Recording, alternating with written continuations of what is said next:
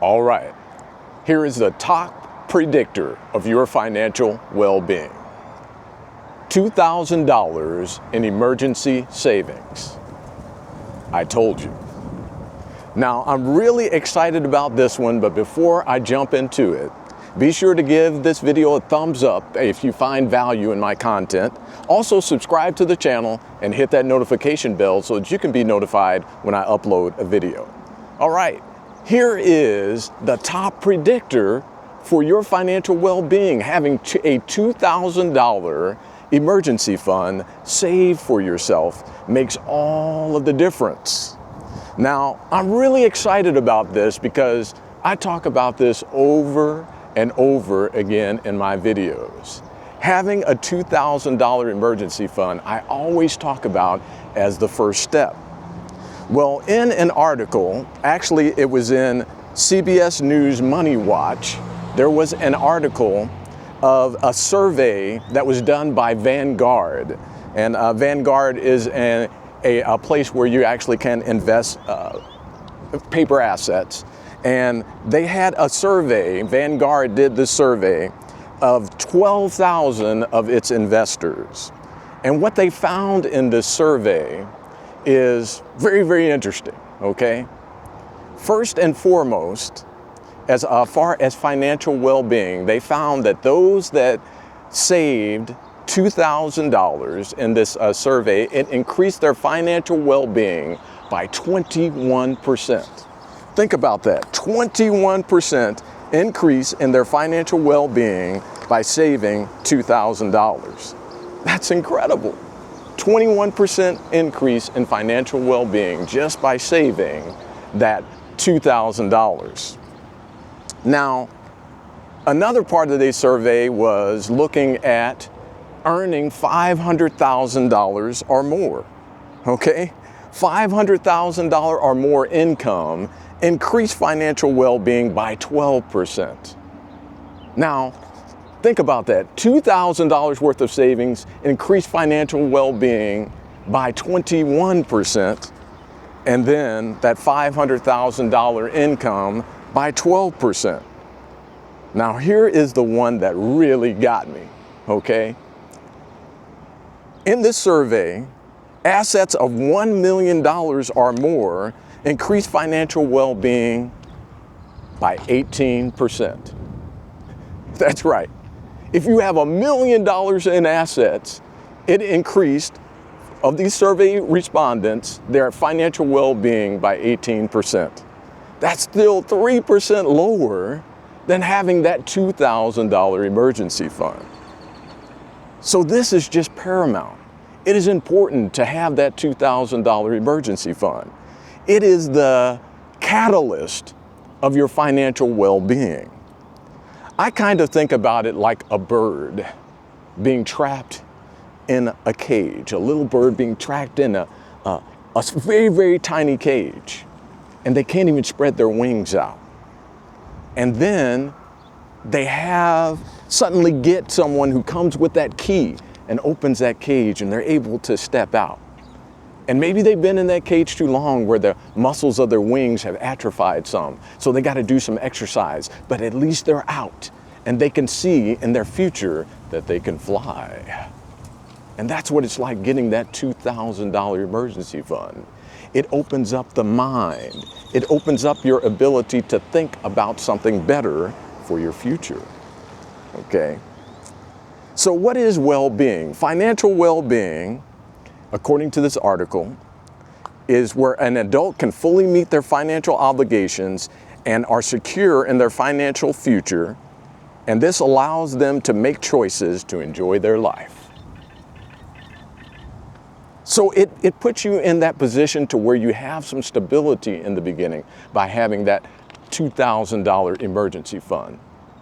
It gets you like that bird that gets out of the cage where you can see the possibilities and your mind is open to your future. That is exciting, very exciting. It's curious to me. I think about another study that was in this article, and it was done by Prime America. it finds that about 1/2 of middle-class households expect to be worse off financially in 2026 than they are now in 2025 due to several different things here. It's due to cost of living and the economy, okay? This speaks to that overall metric of what they call consumer sentiment, okay? So about half of middle-class American households are thinking, man, I'm gonna be worse off in 2026. So their confidence about the economy and the future is very, very low. Their consumer sentiment is low. What does that mean? That means that that person is going to be tightening. They're going to be afraid.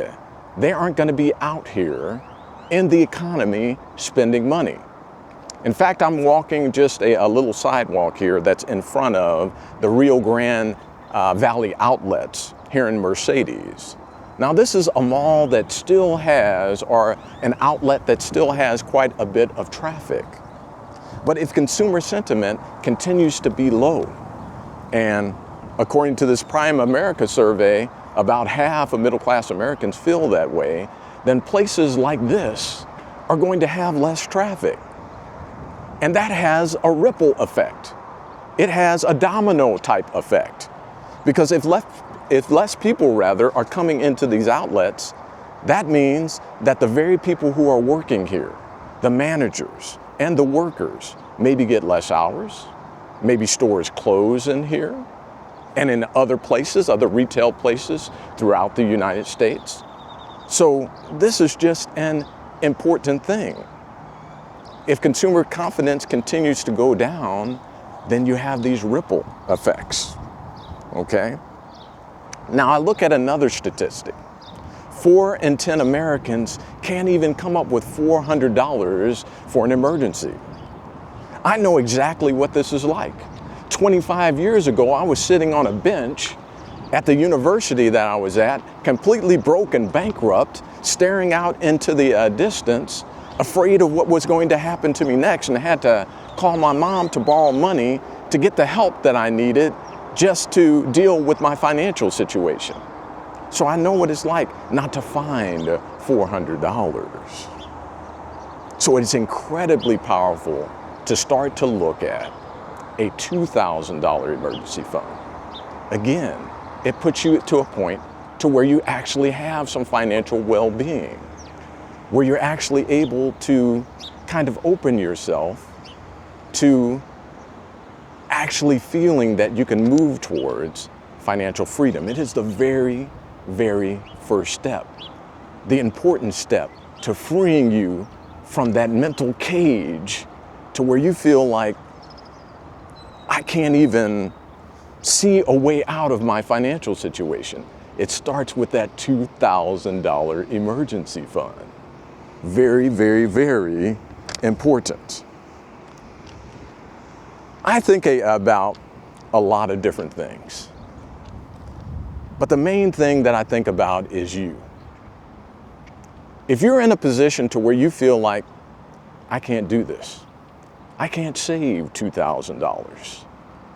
Well, let me give you 3 ways that you can actually access some revenue to come up to $2,000 to have that $2,000 emergency fund, because it's just so important, okay?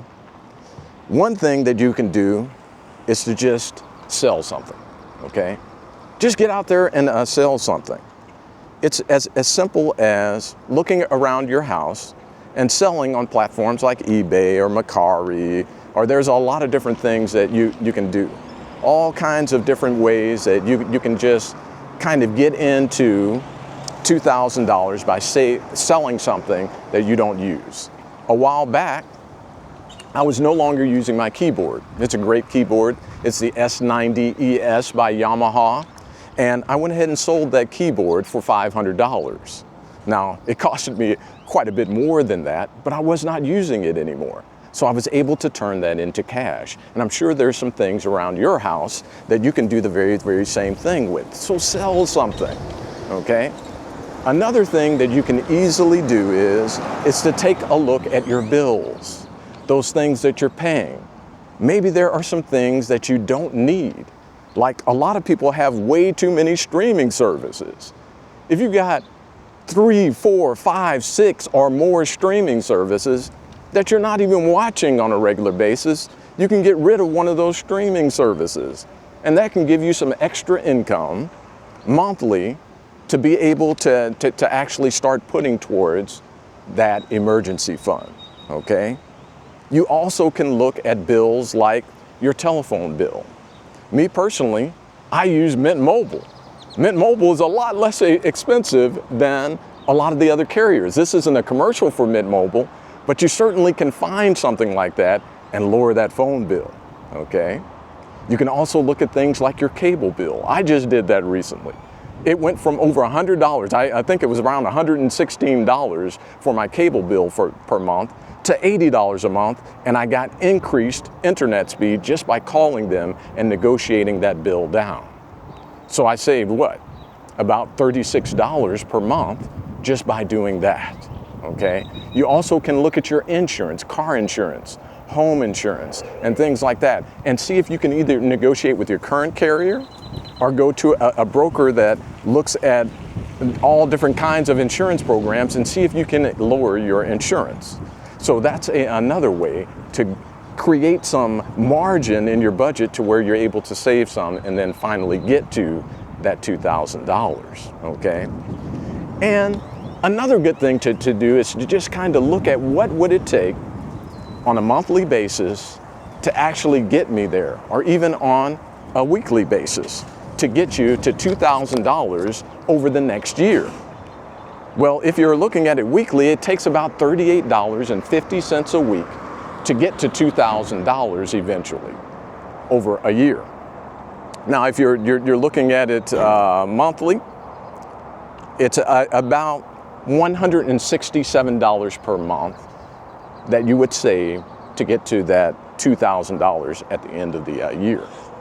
So however you do that, sell a few things, kind of cut some things out of your budget or lower some bills, reoccurring bills that you have to create some margin, and then save that money over time. And over a year, you actually can get to that $2,000 that you were actually looking for, okay? So these are just some ways to get to that $2,000, but it is so important to get there. It is your entry point to opening up your mind, to changing what's going on in your mind.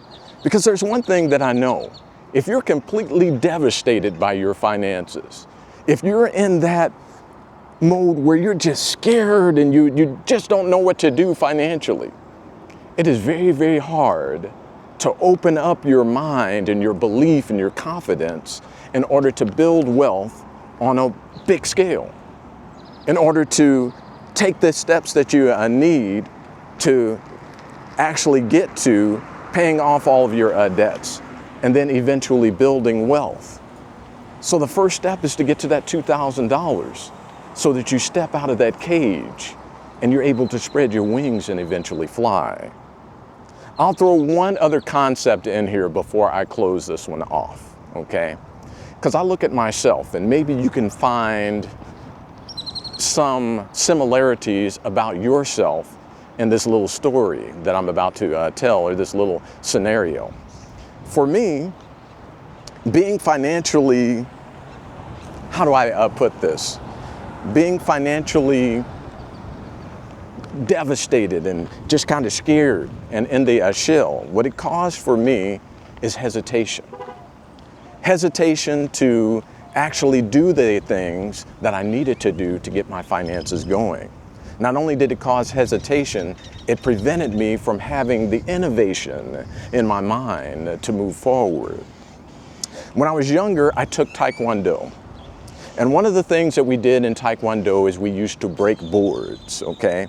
In demonstrations, people liked to see board breaking. And there's nothing really special about breaking a board. The main thing is that you cannot hesitate. You've got to follow through. Whether you're breaking that board with a fist or a palm, You just have to follow completely through. Now, there's a little bit of technique to learn, but just about anybody can learn that technique. But you cannot hesitate.